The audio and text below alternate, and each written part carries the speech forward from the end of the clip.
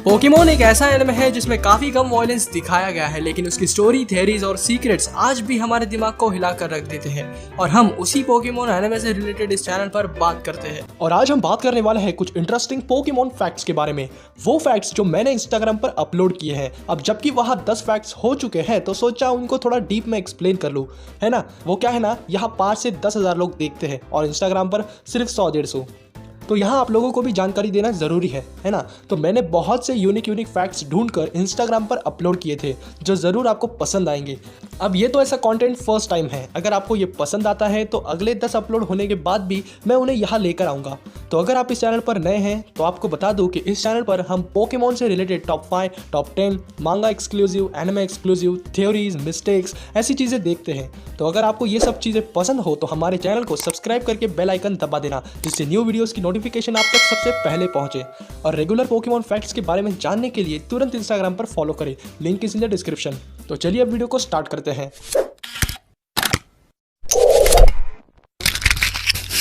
ओए हैमर, क्या सोच रहा है?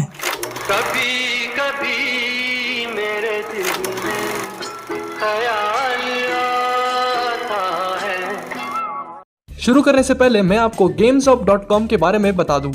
आजकल GamesOf.com काफी चर्चे में है क्योंकि ये लोगों को आसान गेम्स खेलने के लिए पैसे दे रहा है। दे तो क्या रहा है, पैसे पानी की तरह बहा रहा है। GamesOf.com यूज करने के लिए आपको कोई भी ऐप डाउनलोड करने की जरूरत नहीं है, बस मोबाइल क्रोम पे www.gamesof.com खोलना है। काफी सारे फ्री गेम्स खेलकर आसानी से कभी 100 रुपए, कभी 50 रुपए, कभी स्मार्टफोन, कभी लैपटॉप जीतना है।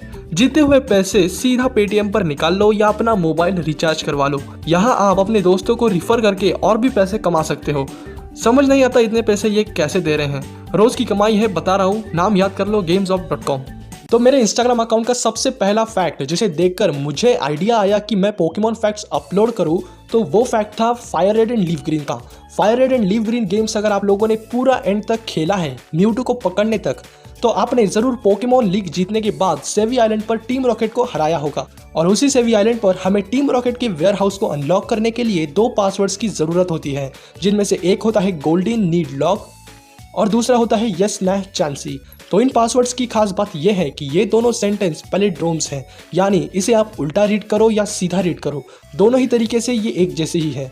हम इसे सीधा रीड करें तो ये आता है गोल्डन नीड लॉग, और उल्टा रीड करें तो भी ये वही आता है golden need log. And same goes to यस ना चांसी।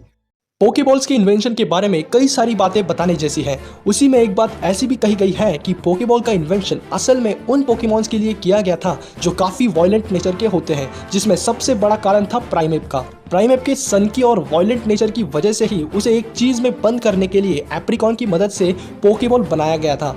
और उसी पोकेबॉल के बनाने के प्रोसेस को सिल्फ कंपनी या डिवॉन कॉर्पोरेशन ने और एडवांस किया। इस सब के बारे में मैंने इस वीडियो में सब अच्छी तरीके से समझाया है, तो अगर आपको इसे देखना है तो ये मेरे चैनल पर अवेलेबल है, link is in the description.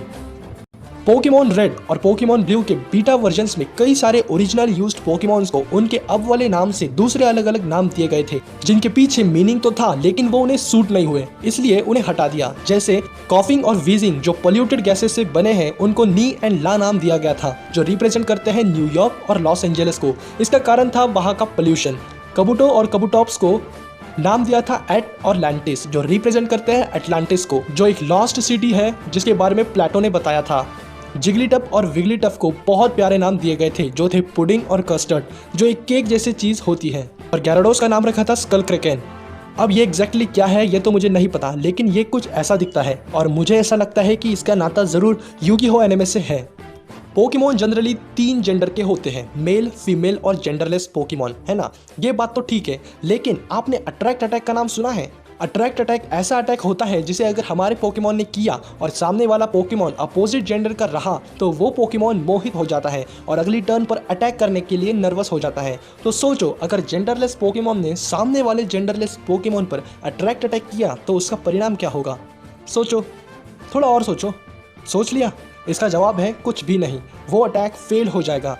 ये सीन बहुत रेयर है क्योंकि ऐसे सिर्फ 2 ही जेंडरलेस पोकेमोन हैं जो अट्रैक्ट अटैक सीख सकते हैं, और वो है क्रायोगनल और म्यू। क्या आप लोग टीम रॉकेट को जानते हैं?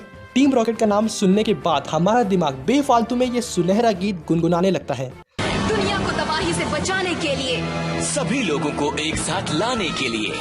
तो टीम रॉकेट के बारे में अगर आपको एक शॉर्ट में इंटरेस्टिंग चीज बताऊं तो पोकेमॉन एडवेंचर्स के एक चैप्टर में ये रिवील किया गया है कि टीम रॉकेट इस नाम में जो रॉकेट वर्ड है वो एक एक्रोनिम है, यानी ये एक शॉर्ट वर्ड है red on the city knockout evil tusk के लिए। ये वाला फैक्ट कुछ ज्यादा ही इंटरेस्टिंग है। अगर आप जुनिची मासुदा को जानते हो जो पोकेमॉन सीरीज के डायरेक्टर हैं, तो उन्होंने एक बार एक इंटरव्यू में ये रिवील किया था कि हम एज अ डेवलपर मेंबर हमारे बाकी के सीरीज डेवलपर्स को फैन प्रोजेक्ट्स देखने से रेस्ट्रिक्ट करते हैं, जिससे हमारे आर्टिस्ट लोग उनके डिजाइन को देखकर उनसे मिलता जुलता डिजाइन ना बनाएं। यानी पोकेमॉन फैंस जो फेकीमॉन्स बनाते हैं वो फेकीमॉन्स देखने तक को पोकेमॉन डेवलपर्स को अलाउड नहीं होता, और कुछ फेकीमॉन्स आर्टिस्ट ये सोचते हैं कि उनके डिजाइंस देखने के बाद पोकेमॉन कंपनी उन्हें एज आर्टिस्ट हायर कर लेंगी।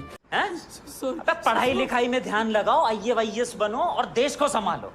क्या आपको पता है वर्ल्ड की हाईएस्ट ग्रॉसिंग मीडिया फ्रेंचाइजी कौन सी है? मार्वल? नहीं। Star Wars? नहीं। ना ही मिक्की माउस और ना ही हैरी पॉटर। वर्ल्ड की highest grossing media franchise Pokemon है with more than $95 billion collection. आपने ये चीज बहुत बार सुनी होगी कि हिटमॉनली ब्रूस ली के ऊपर बेस है और हिटमॉनचैन जैकी चैन के ऊपर। वेल, ये सच है, लेकिन सिर्फ 50%। राज की बात यह है कि एक जापानीज किकबॉक्सर तादाशी सावामुरा से इंस्पिरेशन लेके एक पोकेमॉन बनाया गया था और उसे नाम दिया गया था सावामुरु, और एक जापानीज बॉक्सर हिरोयुकु एबिहारा से इंस्पिरेशन लेके एक और पोकेमॉन बनाया गया था जिसका नाम रखा था एबिहारा। उसके बाद जब ये सोचा गया कि इंग्लिश में सारे पोकेमॉन्स के नाम ट्रांसलेट कर उन्हें foreign countries USA, United Kingdom में दिखाना है, तब world wide famous Bruce Lee और जैकी चैन का नाम जोड़कर उन्हें रिलीज किया, और वो नाम थे हिटमॉनली और हिटमॉनचैन। IVS और जनरेशन 1 का इकलौता ऐसा पोकेमॉन है जिसका नाम लेटर I से आता है, और इलुमिजे इकलौता जनरेशन 3 का ऐसा पोकेमॉन है जिसका नाम I से आता है। अगला जो ये फैक्ट है वो मैंने मेरे इस वीडियो के लिए बनाया था, जिसमें मैं ये बताना चाहता था कि येलो क्यों इतनी स्पेशल है। तो येलो के बारे में कुछ पॉइंट्स देख लेते हैं। येलो और एमरल्ड ये दोनों ही ऐसे कैरेक्टर्स हैं जिनका गेम से कोई नाता नहीं है, स्पेशली गेम के कैरेक्टर्स से। पॉइंट नंबर 2, पोकेमॉन एडवेंचर्स मांगा में सबसे ओल्ड 3 पोकेडेक्स थे जो सबसे पहली बार क्रिएट किए गए थे ओक ने। उनमें से एक रेड, एक ग्रीन और एक ब्लू के पास था। तो मांगा में एक वक्त ऐसा आता है जब फाइट के दौरान ब्लू और ग्रीन इन दोनों के पोकेडेक्स टूट जाते हैं और रेड अपना पोकेडेक्स येलो को दे देता है। इसका मतलब अब जो ओल्डेस्ट क्रिएटेड पोकेडेक्स हैं वो येलो के पास ही है। येलो ऐसी कैरेक्टर है जिसका नाम जापानीज से इंग्लिश में ना ही सेम है और ना ही ट्रांसलेटेड है। उसका शुरुआती से नाम येलो ही है। एग्जाम्पल, ऐश का नाम इंग्लिश में ऐश है लेकिन जापानीज में सातोशी। वैसे ही येलो का नाम इंग्लिश में भी और जापानीज में भी येलो ही है। येलो का बर्थडे उसी दिन आता है जिस दिन पोकेमॉन एडवेंचर्स मांगा ब्रॉडकास्ट हुई थी। येलो की हाइट 148 सेंटीमीटर है और वेट 39 kg। ये पहले था, अब शायद लॉकडाउन में बढ़ गया होगा। येलो एक ऐसी मेन कैरेक्टर है जिसे अपना खुद का पोकेडेक्स लेने के लिए इतना टाइम लगा। बाकी प्रोटैगनिस्ट को लगभग फर्स्ट चैप्टर में ही मिल जाता है, लेकिन येलो को पोकेडेक्स रेड, ब्लू, ग्रीन के चैप्टर्स के बाद, पोकेमॉन येलो चैप्टर्स खत्म होने के बाद फायर रेड और लीव ग्रीन वाले चैप्टर में मिला था। तब तक वो रेड का पोकेडेक्स ही यूज कर रही थी। तो यही थे कुछ अमेजिंग फैक्ट्स मेरे इंस्टाग्राम से। ये लो, नोटिफिकेशन भी आ गई gamesop.com की। अभी जो मैंने टूर्नामेंट खेला था उसके पैसे आ गए। तो gamesop.com पे पैसे बढ़ रहे हैं, वहाँ गेम्स खेलो और पैसे जीतो। Link is in the description. अगर आपको ये वीडियो पसंद आया हो तो इसे लाइक करें और पोकेमॉन फैक्ट्स के लिए इंस्टाग्राम पर भी फॉलो करें, और ऐसे ही कंटेंट के लिए चैनल को सब्सक्राइब भी। तो बस आज के लिए इतना ही। मैं जल्द ही लौट कर आऊँगा ऐसे ही कुछ और वीडियोस के साथ। Till then, bye. ओए हैमर, क्या सोच रहा है? भाई मैं ये सोच रहा हूँ कि आज तू थोड़ा फैक्टेक्स लग रहा है। ना भाई, इतनी औकात नहीं अपनी अब तक।